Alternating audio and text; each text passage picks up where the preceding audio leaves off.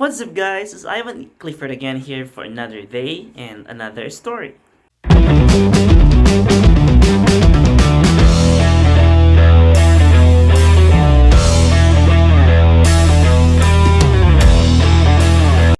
Alright, for today's video, let's talk about the things or the goods that we can bring to the Philippines and the things that we cannot bring to the Philippines. Otherwise, we are subject for penalty and fine kung hindi tayo susunod sa mga protocols. Alright, so all persons and baggage are subject to search at any time. All goods when imported from any foreign country, including those previously exported from the Philippines, shall be subject to duties and taxes. Section 104 of CMTA, except when specifically exempted.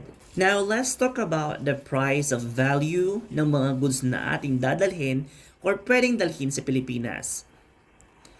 All travelers bringing in goods with a value of 10,000 pesos or below, Section 423 of CMTA, shall not pay duties and taxes. So, as long as mas bababa sa 10,000 pesos, then di ka na kailangan magbabayad ng kahit anong duties at taxes. So, for example, you are from the US.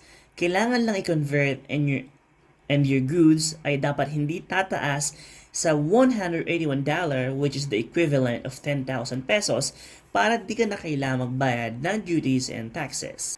And for Filipinos only, all Filipino citizens are entitled to a duty and tax exemptions for personal effects and household goods sent or brought in up to 3 times the value of which must not exceed 150,000 pesos within a calendar year, provided the goods are not in commercial quantities or intended for barter, sale, or hire. And for who want to bring cigarettes, alak, and tobaccos naman, there are specific rules na kailangan nating sundin at tandaan.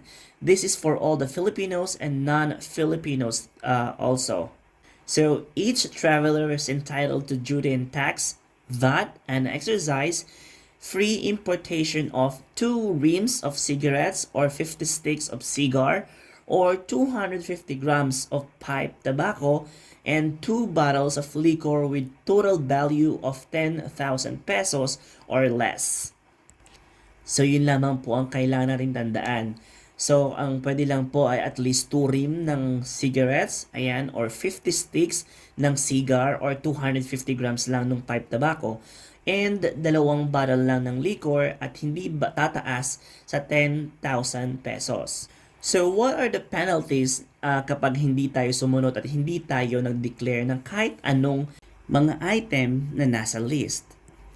So, failure to declare any dutiable goods will subject the traveler to payment of duties and taxes plus surcharge of 30% based on the total landed cost of the goods. That is why we really need to be careful on declaring out our personal items and goods na dadalhin natin sa Pilipinas, especially when we are filling out our declaration form. Right now, here are the specific questions na kailangan nating sagutin when we are going to the Philippines. So, nakalagay dito sa baba ng General Declaration, first question is, total amount of goods purchased and or acquired abroad. Then, you need to take it's either Philippine peso or US dollar. Makikita usually ito sa mga customs form na normally fini-fill out natin pag nasa airport na tayo or binibigay mismo ng mga airport personnel. Okay, next, sa baba ng, are you bringing in any of the following? So the first question is, Philippine currency and or any Philippine monetary instrument in excess of 50,000 pesos. For example, check, bank, etc. Mga ganyan. So, on the other side, makikita mo dun yung tick box ng yes or no.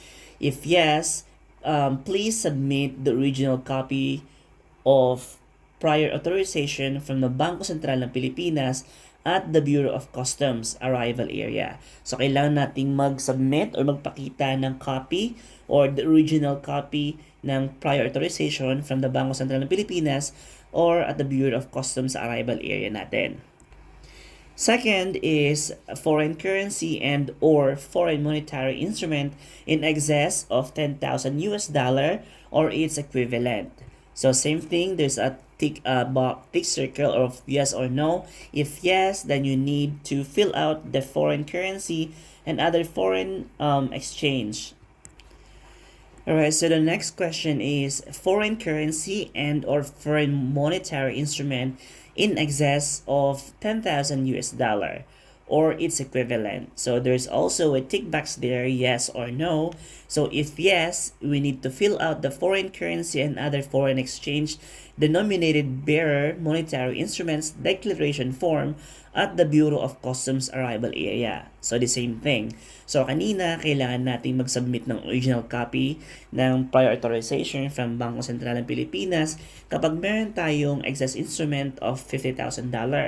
Dito naman, pag foreign currency naman, is kailangan hindi siya mag-exceed ng 10,000 US dollar. Otherwise, kailangan natin mag-fill out ng foreign currency and other foreign exchange denominated bearer monetary instrument declaration form at the Bureau of Customs naman upon arrival. So, nandun lang yan.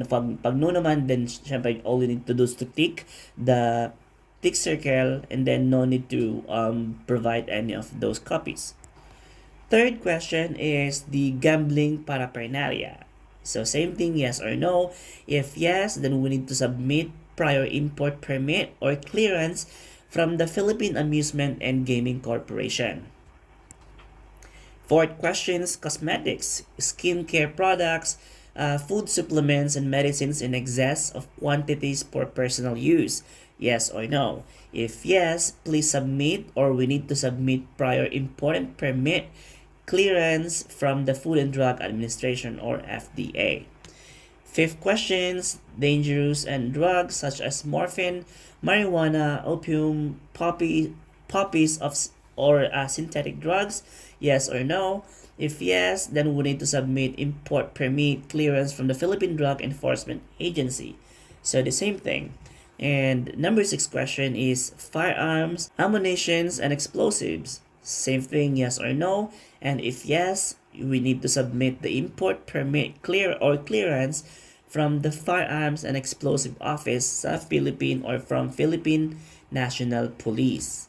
Susunod naman is yung cremains. Like for example, the human ashes. Yung mga na-cremate sa ibang bansa na kailangan nating iuwi sa Pilipinas.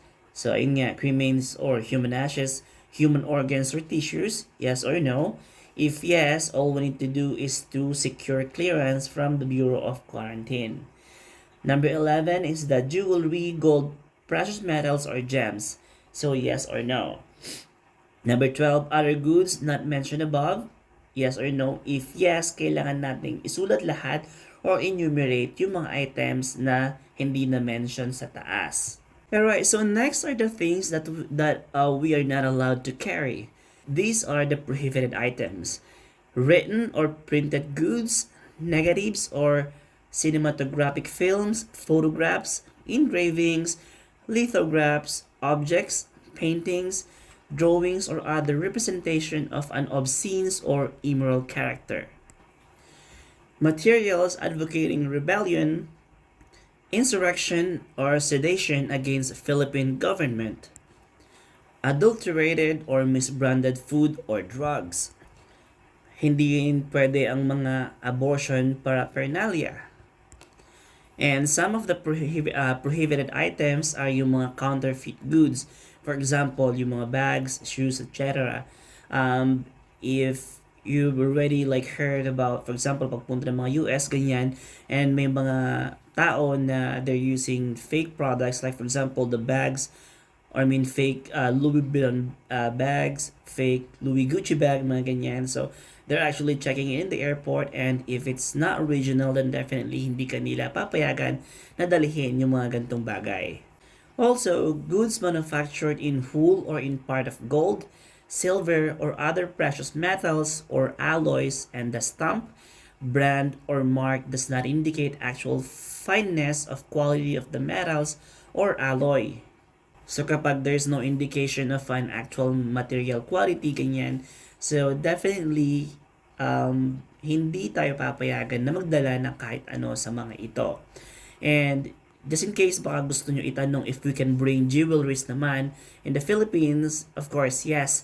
As long as hindi siya in commercial quantity and the material quality is indicated, mga ganung bagay. Kaya that's the reason why every time na bumibili tayo, lalo na sa mga kababayan nating OFW, there's a lot of people who knows about it, na every time na bibili tayo ng mga ginto natin sa abroad, mas maigi na itago natin yung mga receipt as a proof and or isuot natin yung mga jewelry natin ganyan. Pero hindi naman yung overwear and alam mo yan, yung over na yung mga sa katawan natin, yung mga ginto natin na nagkakasya ng attention. So, ayun.